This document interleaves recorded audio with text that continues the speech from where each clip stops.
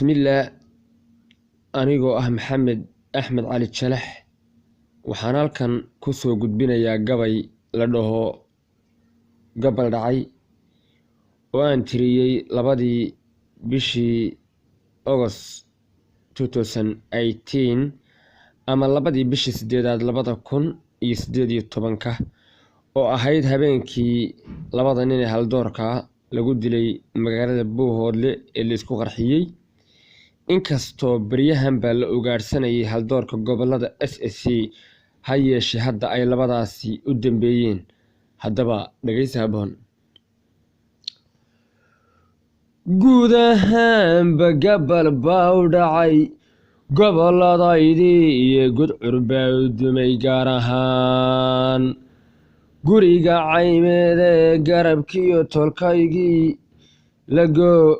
garashadaydii iyo geryooda golihii sariyo garab iyo weyntii iyo la gumaad raggii fadhiyey guriga Buuhoodle geerida dareen guud ahaan gaanka aan ahaye ilmo gobood ahaysaa gayiga gulungul caynaysay kastaana dunyadan gunteed cidina gaadhaynin oo dunidan guudkeeda sare geli ma aan joogno oo nafluhu geeriyoon gebi ahaantiiba oo guriga aakhira la dhaho gogashu ay taalo gebi la dhimanayo hoon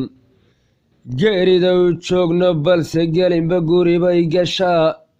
gebagabaysaa ee hayshee ilaah baa garto garawsi weeyaane waxaa gabayga iga keenayoo gubaya laabtayda qarxii gaboobee gilgilay gayiga gebi ahaantiiba ee gobolka cayniyo ka dhacay guriga Buuhoodle sidii kaymo gaas lagu qabto ololis gaadhsiiyey qalbigiiyo garaadkiiyo dhammaan gubay jidhkaygii iyo gudcurka madoobaadaye gogasha loo daatay waxa aan la gob yaalayo gogasha ii diiday waxa aniga ii gaaraho gama'a ii diiday guud ahaan dushaydii waxaa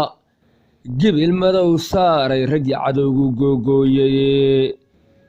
gaadma lagu laayay guurtidii nin laga gowraco gaylan baan ahaye ma goobaan fadhiistaan hayaa gubay dalkaygii iyo gelinkii yimaadaba ragbaa lagu gumaadaaye gobannimada kii goobayaa lagu galoolaaye wuxuu galo wuxuu gudo ragaad garashadii hayso geriyooyey goortii la dhaho gucasha weyn reeb iyo gesigii fataaxiyo godgale gacalle doolaale gaal naarta sii gelayaba gubay jidhkoodii iyo gardaru ku laayay ma jiro waxay u geysteene godka ay galeen nuurallow gurigii weeyaane oo gacantooda midiga lahayow geli kitaabkooda oo gaadhsii ilaahow jannadu gurisan weeyaane